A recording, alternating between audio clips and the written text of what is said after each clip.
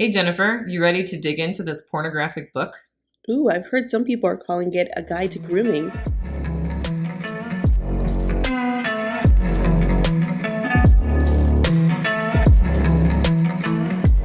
Hello, and welcome to Moms for Book Liberty. The podcast where a couple of moms review and recommend banned books to promote literary freedom. So, this is our first episode, and we're going to quickly take some time to introduce ourselves and the reason for starting this podcast. My name's Courtney. I have 3 kids here in Florida. We live in a county called Flagler County. Flagler County is quickly gaining recognition for all the wrong reasons. We're even on Wikipedia, but we're not proud of it. And I've got 4 kids here in Flagler, and I'm just fed up with all the Moms for Liberty trying to ban books. We're sick of it. Yes, we are sick of it. We're just a couple of moms that are sick of people who don't even have kids in the schools Right. telling our kids what they can't read. And that's not freedom. No, and they claim that they're for parental rights, Mm-hmm. but they keep trying to take ours away. Yeah. Yeah, and the thing here is there's so many rumors. Facebook is just a cesspool of rumors. And if you go on Facebook and you read any of these like local community groups, like the first thing they're going to say is, you want to teach 9-year-olds about oral sex. Well, that's not true in the very least. Like we both have kids in elementary school, and we don't want our kids reading about oral sex. We even had a school board member say that. Mm-hmm. She said that that there's people that are for banning pornography, and then there's parents that want to give their kids pornography. And we do not want to give kids No. pornography. Let's go on record here and Yeah. say we do not want to give kids pornography. If anything, kids are getting porn from their smartphones. Right. And, they're not getting it from and if they are reading, books that are sexually explicit, which is this podcast, we're going to talk a lot about. So don't you worry. You're going to get to hear lots of talk about sexually explicit books. But guess what? They're not for 9-year-olds. Exactly. They're for high schoolers, Mhm. and it's not pornography. Yeah. Pornography is meant to arouse. These books, that's not their intention. Yeah, so let's take a minute to talk about wonderful Florida here. And what is it? The definition of pornography, right? Which there's something called the Miller test, which is there's a 3-pronged test called the Miller test that determines whether or not something is appropriate, right? And the 3 parts, it looks like Jennifer's looking it up for me. Oh, yeah. So the first one is I'm going to say this word the wrong way, prurient. That's how you say it, but it sounds weird. Prurient, which means shameful or a morbid interest, right? So that's the first one. The second one is it offensive in the adult community as a whole to what is suitable material for minors. And then the last one, which is the most important one, is taken as a whole. Does it lack literary, artistic, political, or scientific value? So the book has to check all 3 of those boxes off in order to be considered pornography. So and they just ignore that last part. They ignore the last part. So does a Hustler magazine have literary or artistic or political or scientific value? No. I've never read one, so I don't know. I can't say for sure, but I don't think it does. Right. And so you wouldn't find a Hustler magazine in our school libraries. Now, All Boys Aren't Blue is actually the book that we're going to be discussing in this podcast in this episode. Each episode will focus on a specific book. And so we decided to start our first episode around All Boys Aren't Blue, which is a book written by George M. Johnson. And it is arguably the book that started it all here in Flagler. It's what got us on Wikipedia.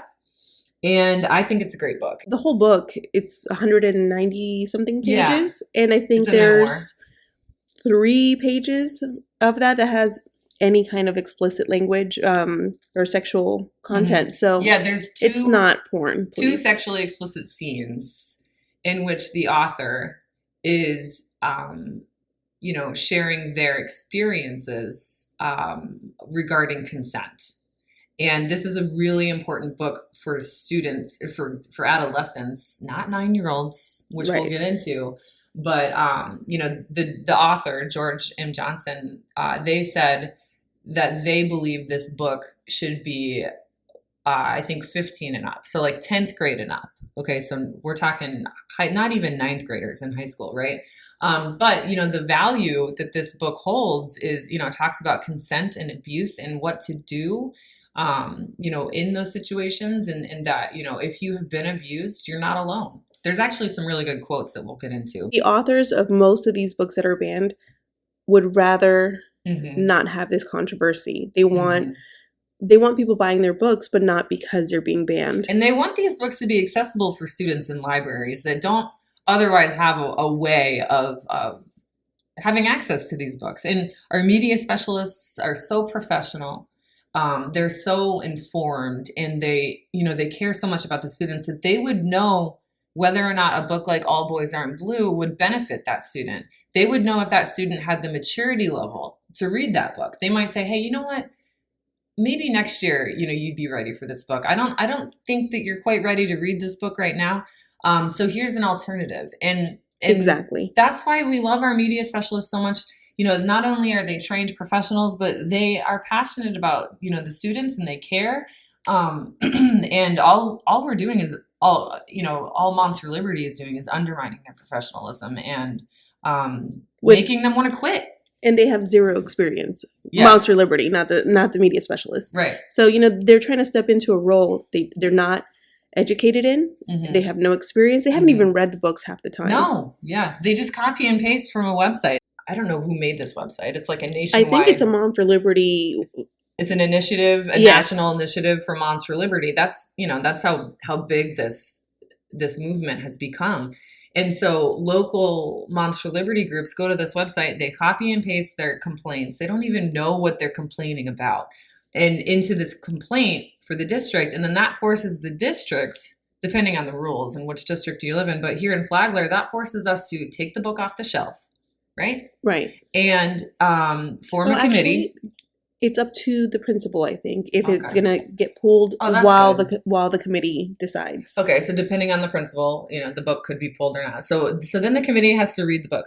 Let's just talk about the committee. Jennifer, you're in the committee? I am on one of them, yes. I'm on a couple, but they haven't started yet. We're not getting paid to do this. No. Who else is on the committee?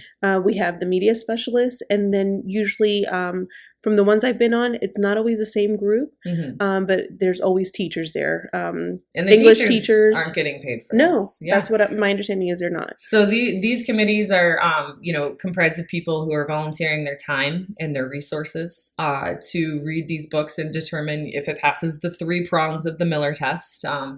And so, that's a brief background of why we started this podcast. And All Boys Aren't Blue started it all. But this book actually didn't go through, it went through some sort of committee, but it wasn't the committee that we have today. So we're going to try and appeal this book because it's currently banned in Flagler, right? Right. Yeah. It is. This was before I joined any committees. I'm not sure if the new committees were formed because it was of this. Jill Woolbright, good old Jill Woolbright, right. And her. That's why we're on How Wikipedia. could I forget? So yeah, go to Wikipedia, and I don't even know what you type in, but I think you can just Google school board member files police report or police complaint for a book. And that's exactly what she did. She filed a complaint with our sheriff's department that the book was porn. And the long story short, the sheriff's department was like, this is a waste of time. Right. Please don't do this again, which pleasantly surprised. But, that's what started this all. So then 2 activists from the local high school named Cameron Driggers and Jack Petos, and we actually got to have a phone interview with Cameron Driggers, which we will play for you now. So we have Cameron Driggers here, and he is a high school senior at Flagler Palm Coast High School. Is that correct, Cameron? That is. And I think one of the first times I heard of the infamous Cameron was at the protest. So can you tell us a little bit about that protest that you and Jack organized? Yeah, it's definitely a surreal moment. I would say it's kind of kickstarted my activism, especially activism in, queer issues and the pervasive homophobia that had just begun to kind of take hold in Florida.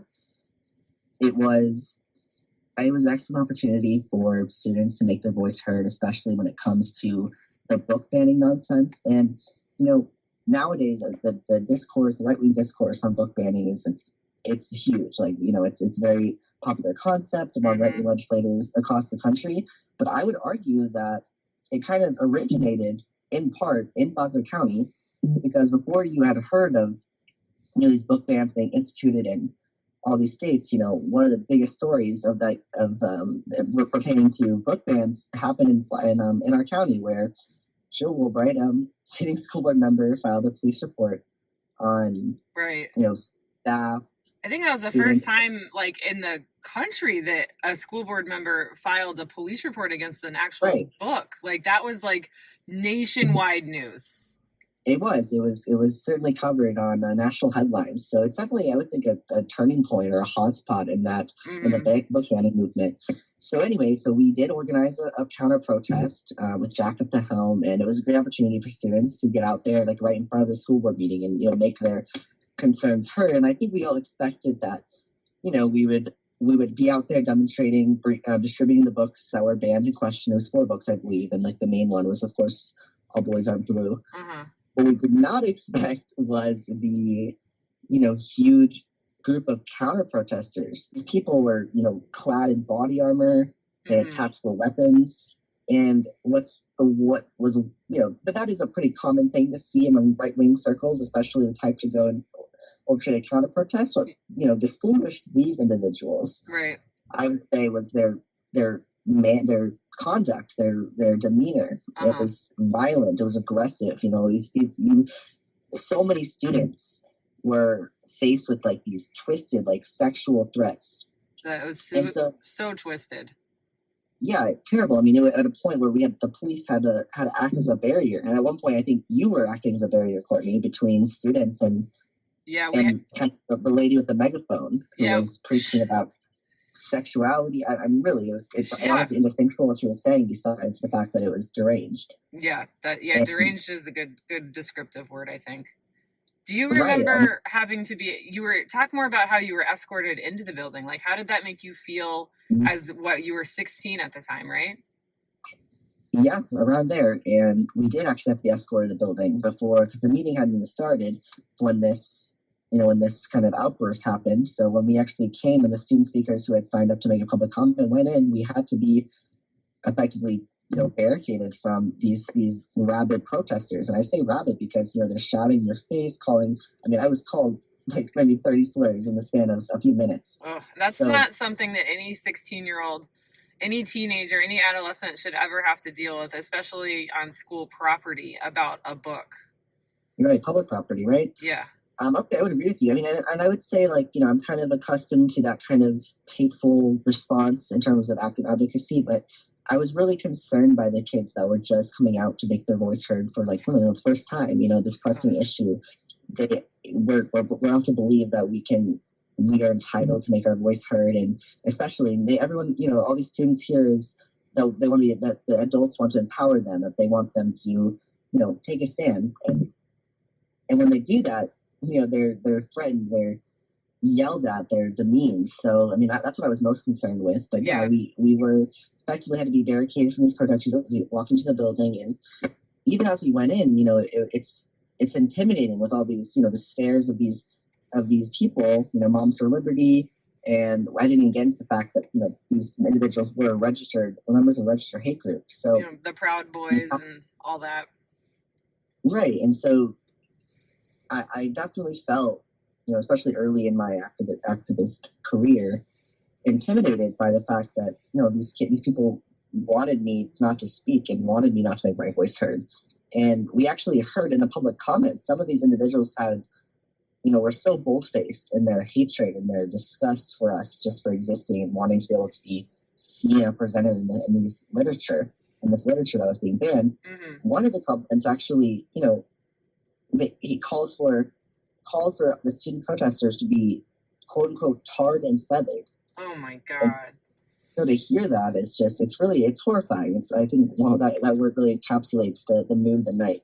Because but I also it is empowering in the sense that we were able to stay, and our resolve was never was never, crushed. We never ran away. We never, backed off. We stayed. We made our voice heard. But And it I mean, was it's terrifying. so impressive. And Jennifer, I think, you remember being there and seeing, I just remember running for school board and being like, just so impressed with this group of high school students and just the stark contrast in maturity between the high school students and then the adult counter protesters. Like, I was just in shock that night. It was a real eye-opening experience of what our community has kind of turned into. So It inspired me to Yeah. get more involved. before we let you go, can you tell us what, specifically what All Boys Aren't Blue means to you personally on like a personal level?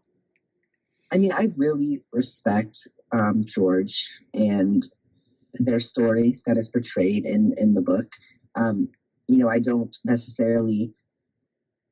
The book, in many senses, doesn't necessarily reflect my upbringing, my story. I've been lucky to have the privilege of growing up in a somewhat, loving and caring household.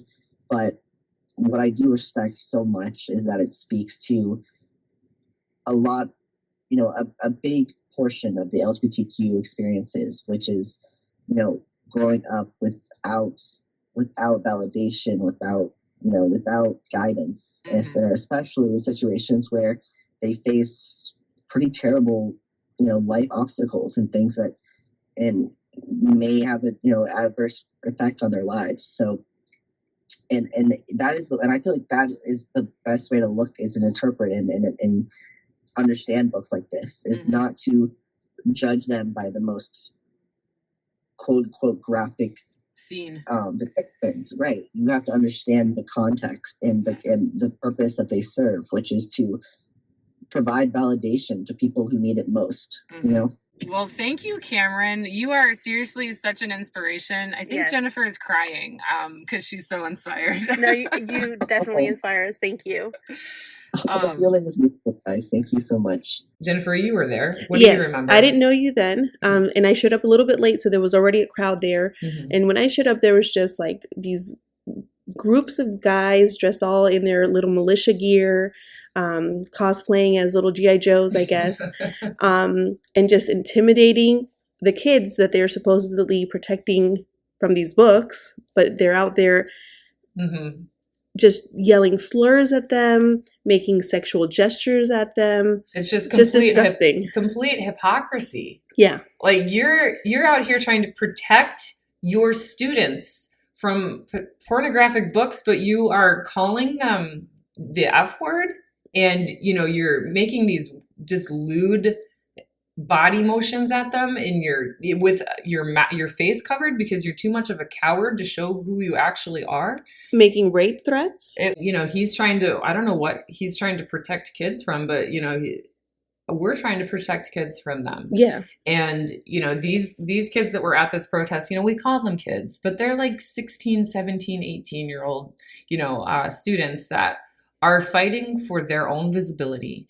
And they deserved just so much more than what they've been given, and that no teenager should have to go through that. When you're in high school, you should have to be worrying about your prom and your math test and who's dating who. You shouldn't have to be Right. worrying about a book being banned because it features gay characters. Or planning protests, where you're getting attacked by adults. Exactly. Yeah, actually, one of the women, the anti-protesters, she actually rushed the crowd, and I put my body in between her and the students. Which is now an iconic picture. It is an iconic picture. I think it's why I lost the election. No, I'm just kidding. That's why I voted for you.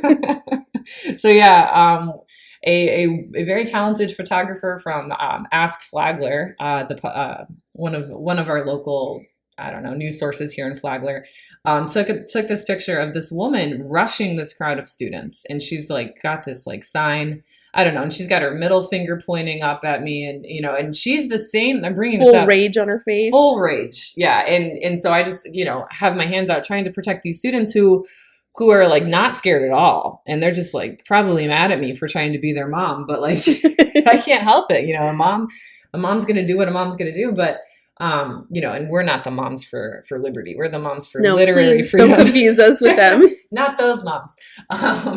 But anyway, the reason I'm bringing this up is because she spoke at last night's school board meeting, in which our superintendent, Kathy Middlestat, was fired. With no good reason. No good reason. And she spoke, and I'm going to let Jennifer say what she said because she was there. But I actually you can have the paraphrase it. recording if we want to play it. Yeah, let's play that. My name is Charlene Cosman. I'm president of the Evidence Ministry, Inc. I believe that I am speaking, not just for myself, but for many, in opposition to renewing the employment contract of Superintendent Kathy Middlestat. I'm sure that she is an excellent administrator, but that's not my problem. I believe that she was improperly selected in the first place through political pressures from the ACLU, mainly because of her status as an out-of-the-closet lesbian, married, quote unquote, to a woman. This serves as an immoral example. I'm sorry, we're going to have to stop No, this right now. Yes, I shout have me the down right in my to do house. that. I pay You are taxes attacking here. an individual, and it will not be tolerated. I'm sorry. You have no right to speak about anybody's. So they turned off her mic. Thank and I'm you. so glad they Yeah. yes, thank you for Board shutting that member down. Cheryl Massaro. Actually, Cheryl is the chair. So the chair of the board cut off her mic, and Colleen Conklin also had her removed from the meeting. She's literally saying that she's a good superintendent. Oh, but yeah. she doesn't care because Yeah. she's gay. I'm sure she's a perfectly good administrator, but that has nothing. But that's not my problem. What are you talking about? So yeah, here we have a woman who probably is gay, and she's made self-hating. Yep, she's made her choices, and that's neither here nor there. But being gay is not illegal, and I didn't know the superintendent was gay. yeah, No clue, because that's not something she Yeah. ever brings up. a lot of people, yeah, and I still have people asking me as if I know. They're like, "Is she gay?" And I'm like, "Well, what if she is? Who cares? What does it have any?" There are. I don't. Yeah. There's some certain things I don't want to reveal because it's like I don't want to sit here and publicly broadcast who I know is gay and who Right. because being gay doesn't have anything to do with the job that you are doing. Clearly, because this woman praised the superintendent's abilities as an administrator and then said we need to fire her because she's gay. I'm just so sorry that she had to deal with so many homophobic school board members Mhm. and homophobic community members, Mhm. because what she dealt with was disgusting. And she is just, in my book, one of the strongest women that I've ever met. I've seen her at events and functions, and she's always professional. She'll always shake my hand, and not my hand, not just my hand, but hands of people who have completely different beliefs, and she will always be there and listen. And I think at some point during the meeting last night, they talked about how she's not warm and fuzzy. Yeah, no shit, she's not warm and fuzzy. She's the superintendent. I'm sorry, that's just another thing that women have to deal with in positions of power. It's like, oh, Yes. we're supposed to constantly Fuck be that. smiling. We're supposed to constantly be have this warm, welcoming nature. Well, why aren't you describing men in the same way? It's a complete double standard, and it's not going to fly. And it's bullshit. yeah. So And you know what? My kids were there at the board meeting yesterday, and they went up to speak to her because they like her. And you know what? Mhm. She She's lit up, approachable. and she Yeah. was warm and fuzzy with the kids. Ugh. She was sweet, and she said, "That's you guys are why I'm here." Oh, that breaks my heart. Yeah. Oh, I wish you didn't tell me that. I'm sorry. So we have Christy Chung, Will Furry, Sally Hunt, 3 school board members who have zero experience with education, 3 school board members who didn't use the word students maybe once or twice. But I know Sally Hunt didn't use the word Not students. once. She used businesses a lot. She referred to herself as a Walmart executive. Again. Guess what? This is about education, not corporation. And I never thought I would hear myself say this, but honestly, Jill Wilbright would be the same as Sally Hunt. At least we knew where she stood, though. Yeah, she was the evil we knew. Yeah. Yeah. Because we were blindsided with Sally. Yeah, I campaigned for her. Yeah. Hard. yeah. So did And I regret it. Yep, me too. Anyway, back to the book, All Boys Aren't Blue. So Yes. Yes. Thanks for listening to us ranted. But we believe that as listeners of this podcast, you need some context and some background as to what's going on here in Flagler, because I think Flagler is it's a really important I don't know, example of what's going on in the state and in the country. I think Florida's really setting some new records in ignorance, and we want to spread awareness and talk about it, and kind of maybe encourage people in other counties to do the same and to fight back against Moms for Liberty, because they're spreading. Yeah. So be careful. Yeah. So anyway, All Boys Aren't Blue is a memoir written by George M. Johnson. And like we said, it's what started it all. And it's currently banned in Flagler. It's banned, and when we say banned, we're talking about for high schoolers, because it's never in the middle school library, and obviously never in the elementary school libraries. But it's also been banned in districts within Missouri and Utah. An NPR article by Rena Advani and Rachel Treisman has the total number of districts that this book has been banned in at 29. And according to PEN America, an organization advocating for freedom of expression, more than 1,600 books about gender and race were banned in more than 130 districts between 2021 and 2022. So in 1 year.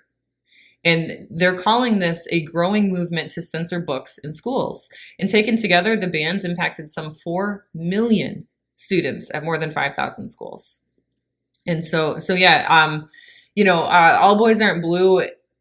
I mean, I know that, books have been banned in the quote banned, right, in the past, right? Challenged. Sure. And removed. They don't like the word banned. Right, but you know what's same ironic? Same thing, different name. They're the alt-right, whatever conservatives, I don't even want to call them Republicans, because I know and like a lot of Republicans. Yes.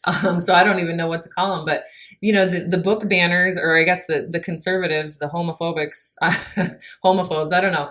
They were all in a tizzy when they thought that Dr. Seuss was banned. Do you remember that? Right. So they were upset. Cancel culture. Yeah, we were canceling Dr. Seuss, and they were upset, and we weren't. No one was canceling Dr. Seuss, but there were talks about, some of the outdatedness of some of Dr. Seuss's books.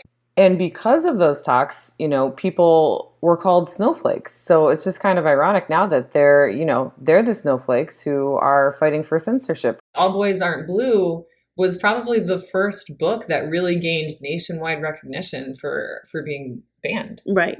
They've gotten a lot of attention. And it was published in 2020.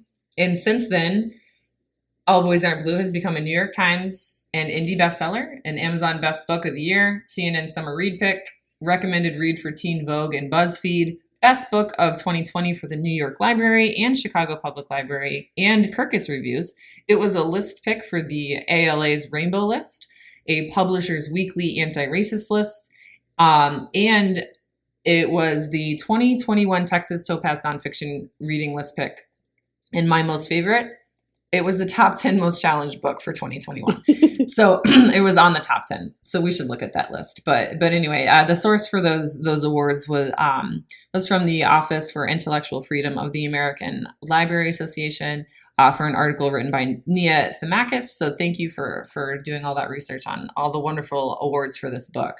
So the controversy for this book, according to the ALA Office for Intellectual Freedom, is just due to its LGBTQAI plus content and its profanity, but also, which is very minimal too. Right, which is hugely minimal. But according to Moms for Liberty, which we have their report on why they hate it so much, which I think Jennifer is looking for right now. So I found their report. It's 14 pages long. Oh gosh. We promise this podcast won't be 14 hours long, or this episode. Their issue is with profanity. It has the word ass twice, the F word 13 times. The other F word, which we can say, fuck 2 times. The N word in different state variations. Including Negro. Right, 16 times. Interesting. Yeah. Piss. 1 time. And shit. 11 times. So it's not like every other word is a curse word. And apparently, the book also says the word dick, but they didn't have a problem with that. So I thought that was weird. Yeah. For them, I don't have a problem with Do word. better, Moms for Liberty. Yeah, what the hell? This sucks. But yeah, you want to read, it was the last page. Read their problem with the last one. It was on 296. Go ahead and read that. When I say I'm not blue, I'm referring to the blue on the police uniform my father wore. how I've watched too many in that same blue harm black and brown people. I know for myself that although I respect my father with all my heart, it is my duty to fight against how that institution has harmed us. So Moms for Liberty has a problem with that sentence. Yes. Or those two sentences, which I don't, that doesn't make any sense. Like, first of all, that is his personal experiences. Sorry. Thank you. Those are their personal experiences. So, the fact that Moms for Liberty has a problem with that really speaks volumes. And that was the end of the 14 pages. The rest has to do with the sexually explicit content, the references to the LGBTQ community, and then, as you said, the profanity. Right. And, it's not just, obviously, this is they're telling their personal feelings, but it's how many people of color feel. It's not an isolated feeling that they're having. And so we have people of color in our community, obviously. This book could speak to them. They don't have to be gay or non-binary or even a part of the LGBTQ community to read this book. Exactly. And it's a good thing to read. I don't know that many people in the LGBTQ. I can never say that correctly. You can stop at Q, I think. Okay. Community. I'm so sorry. My tongue just twists into a knot. So it gives me insight, It's I love the saying. It's an amazing book. Yeah. Like, speaking as someone who's not, personally in the LGBTQ community, and I'm not black or brown, I'm a white straight woman. And I found this book to be extremely important to, because that's the amazing thing about books is they open a world of perspectives that's different from our own, and they shape us into better human beings. Right? Exactly. In this book, should we just get into it? Yeah. So basically it's a series of short stories about George growing up queer with their family and all of their cousins. Their cousins taught them how to swim, play football. They had a very close relationship with their grandmother, who they refer to as Nanny. I'm sorry, I don't have the book in front of me. I let someone borrow it, and now Yeah, we read this book a while ago because we've also been reading all the other books we're going to cover. Yes.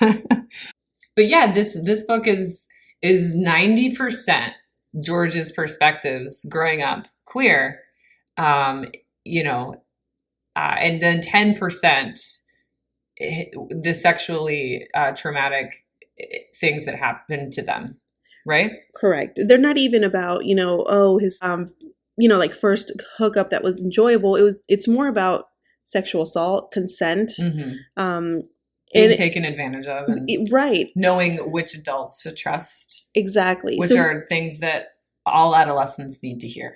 It's a cautionary tale to help other youth know what to look for. And again, there's so much more to this book. There's family connections, there's friends connection, finding yourself. There's a lot about too, like gender roles and identities. So let's just start with that. Because George does a really good job at telling their childhood stories that are just hilarious, heartwarming, and heartbreaking all in one. So one of my favorite stories that they talk about is when they use the word honey child for the first time. And so I'm just going to read a quick, excerpt, to just so you listeners can have an idea of just, what this book is about. And hopefully it will encourage you to rent it from your library or buy it and read it on your own. But George says, one day me and a group of girls were talking, more like gossiping, when instead of just saying girl or child, I said honey child.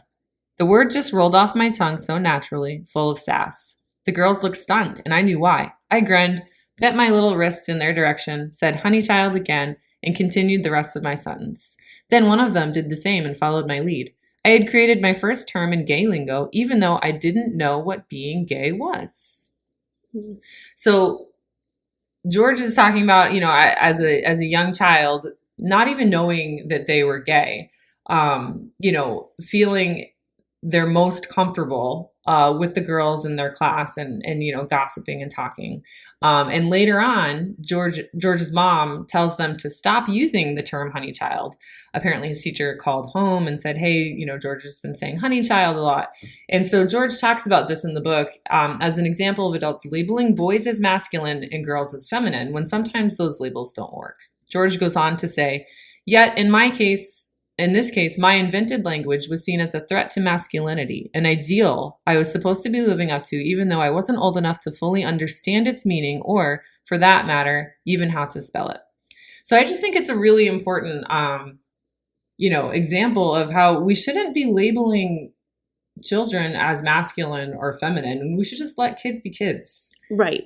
And sometimes they just like things, Mhm. It doesn't even have to do with sexuality. They just like the color pink, or they like this doll over this car, Yeah. or they just like nail polish because it's fun to paint things. Kids just want to copy the adults they trust in their lives. And if they have little brothers or sisters and their parents or their mom or dad is taking care of a baby, then there's nothing wrong with an older brother having a doll and taking care of the doll. But you Which- would never see that in this society. I know, and we should be encouraging that Yeah. because hello, they're going to grow up to be dads. And you said something about pink, which I think is really important too. My daughter loves the color blue and she loves dinosaurs.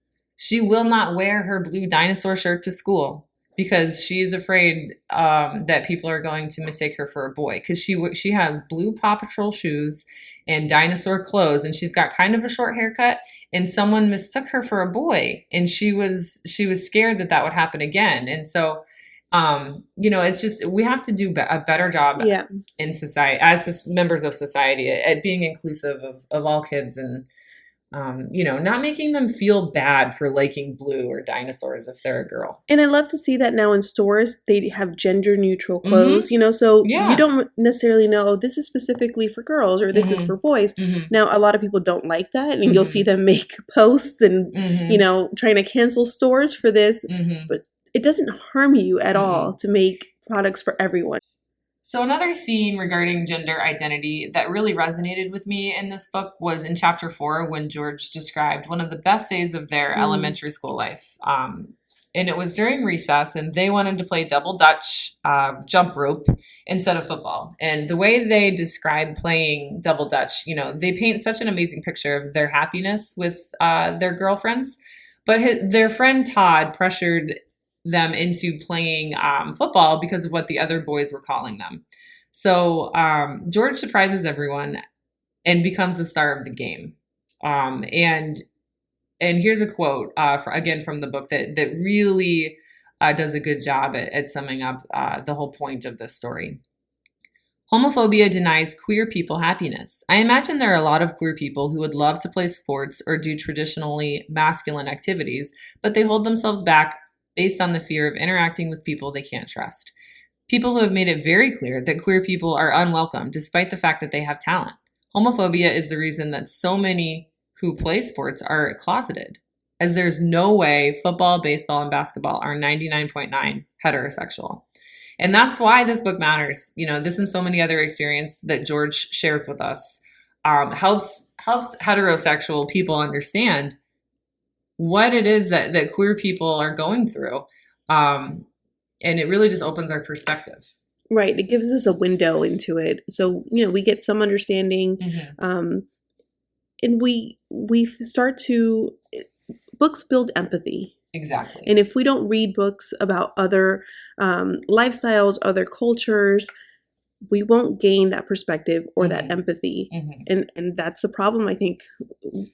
Here in the United States, not enough people read books. Exactly. And this is why They're just on their smartphones watching porn. Oh man, yeah, we even had a school board member who said, and we'll talk about this in the next podcast, but I just want to say it now. She said she doesn't read books that make her uncomfortable. And I'm like, oh, how lucky of you to not have to worry about the discomfort of so many others. Right. Yeah. Anyway, that's about the next book we're going to talk about. Yes. On Sold. our next episode. But yeah, Jennifer, do you want to talk a little bit about the character Hope? I loved the chapter on Hope. That was my favorite part of the book, especially with Nanny. So Hope is a trans woman, and when she comes to the family with her new name, Mhm. Nanny not kept wanting to, but accidentally Dead- at first dead name, naming her, right? yeah. Which Which is for our listeners, what is dead naming? it's naming them by their birth name, what they were giving at birth, their initial name. Mhm. And so when they transition it and they give themselves a new name, calling them by their old name is disrespectful, Mhm. and it's dead naming them. So Nanny at first was uncomfortable with the change, and she didn't know how to deal with it. But the way she, she just had to let it out of her system Mhm. and like rant about it for a second, and then she was like, okay, I'm done, I'm good, here we are. And I just thought that whole part was so lovely, the way Nanny and the whole family was always very accepting. They had to adjust, and we all have to adjust through things like that, but the way they eventually came around to it. There's a part that says, my grandmother was old school, and although she loved her, she was resistant to some of the changes, partly because she didn't fully understand what was going on, partly because she understood the danger society posed to people who didn't fit the norm. And she wanted us all to be safe no matter who we were, but mainly she was stubborn and only wanted things on her terms. But once Nanny saw Hope, she gave her a face and questioned her about her new name, Mhm. but then quickly joked that she needed some damn hope and told her she would call her Hope, but that she might slip and call her by her dead name, but to give her time. And I love that part because it's just, acceptance isn't hard to give, Exactly. but a loving family can make such a difference when the rest of the world can be so Oh cruel. my gosh, Nanny is badass in this book. Love Nanny. Read this book so that you can get a glimpse into who Nanny was as a person, and just the fact that someone who was born in such an old time, right, can be on board with something as new as a trans granddaughter. It is so hopeful, and she was so real about it. Like, she got it out of her system. And then her saying, I need some damn hope. Is that what she said? Yes. That was great. And I think that this part of the book is so important for people who don't understand what it means to be trans, and for people who are trans to have that visibility. Yeah, and just showing how beautiful it is when a family is accepting, Mhm. because the world outside is going to be so ugly. Mhm. And Nanny was coming from a place of trying to protect her family. Yes. She knows How the struggles that are that they're going to face in And the world. the intersectionality of being Black and queer is, and Nanny knew that. And that, she was so concerned with the happiness of her Right. kids. She just wanted to protect them. Mhm. And so, sometimes us wanting to protect our kids comes across differently. Yeah. But in her- the end, what did she accepted her? So accepting. I love Nanny. Mm-hmm. Yeah. She's my favorite character. Well, she's not a character. She's a real person. We love Nanny. Yeah, we love Nanny. So those are, just a few of the stories in this book that resonated with us. But of course, none of these wonderful moments get the spotlight when deciding whether or not this book should be kept from high school students. So let's talk about some of the scenes that are controversial. And I think, honestly, without these sexually explicit scenes, this book, Moms for Liberty, would still have a problem with this book. Yes, they're not going to like it regardless because it's a queer author. Mm-hmm. And it's about race. It's about race. They don't like anything that deals with race, which I know we're going to go into what they mainly complained about, but there was one thing here that just stood out to me. In that 14-page document. In the 14-page. So give me a second while I scroll here to find it. Sometimes they get the page numbers wrong too. Yeah. So they say, white people taught y'all to be afraid of ghosts. That's why they used to dress up in sheets like them. That was one of the sentences they were upset with? Yes. I mean, that's just a fact. Exactly. They're called KKK. But they want to rewrite history. They want to whitewash it. They want to erase it. Yes. So bringing up something like that, they don't like that. Yeah.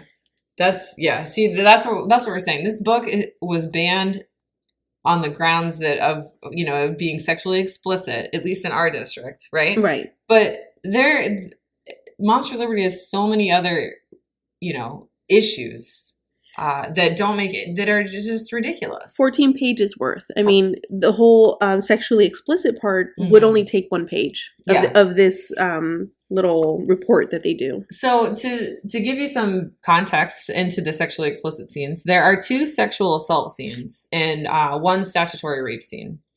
George gives the reader a trigger warning before and takes the time to discuss consent, abuse, and even forgiveness. Yeah, these are topics that need to be discussed. These things happen. Our youth are facing these things. We see it all the time. We hear about it. And they like to call us groomers for offering these books, but he's trying to avoid someone getting groomed. Yeah. Yes. He talks about how he was groomed, if you will, by his, I think, I hope I'm not misinterpreting this, but, you know, he was assaulted by a family member, an older family member, right? And oftentimes in grooming cases, like, the victim is younger and manipulated and taken advantage of. And George talks about that. And, you know, reading this book will only arm an adolescent with the tools they need to prevent this from happening to them. And to speak up if it does happen. Yes. You know, because a lot of times they're scared to say something or they're ashamed Exactly. to say something. And George does a great job at explaining to them why they shouldn't be ashamed. Right. That it's okay. You know, not okay that it happened, but that it's okay to feel ashamed. Because that is confusing. I can only imagine, but to be sexually assaulted and to have enjoyed it to a certain point, because your body just reacts, you know, it can make you feel ashamed. Like, oh, I enjoyed it, so I can't say anything. Exactly. And that happens just all too often with sexual assault cases. And, you know, if you have an opinion, you know, about that, then, you know, you can't really have, what I'm trying to say is you can't really have an opinion unless that happened to you. Like, you can't just sit here and say, you know, that you should be ashamed if you felt pleasure. And if you felt pleasure, you liked it and you must have asked for it. Right. Which is the theme of so many books that we're going to get into on this podcast is, you know, like, well, she asked for it and that's why she was assaulted. And that's just not true or fair or the way that our society should live. And we should encourage these kids to read books like this so they learn to speak out, not silence, not keep us silent. I feel like that's what they want to do. They want to silence us. They want everyone to go on about their lives and, you know, keeping our abusers safe. Not, they keep saying protect children, but no, I think you're protecting the groomers. Exactly. Why are you trying to ban a book that reveals, you know, the evil intent of abusers? Like that, we'll get into the same discussion when we talk about Sold, another book that was banned or attempted to be banned. Yeah. You know, which really the main purpose that Sold and All Boys Aren't Blue both have in common is awareness, spreading awareness, and you know, giving adolescents the tools and the resources they need to live a happy and fulfilled and safe life. That's all we want. We're not asking for a lot. No, right? Yeah, we're just asking to not follow in the you know, the steps of Hitler. Oh gosh. And you know, and I bring up Hitler because hey, if people at our school board meetings are going to bring up Hitler, then so are we. There, yeah, we had someone defending Hitler's book bans because, you know, he was just banning pamphlets about grooming and they don't use the word grooming there. They said pedophiles. Yeah, pedophilia. They were sticking up for Hitler. They were saying that, hey, Hitler was only banning pedophilia pamphlets. Which there's the connection because they keep trying to name these books, you know, pornography and say that we're using it to groom children, so it's okay to ban them. So they're following in Hitler's footsteps. They're admitting it now.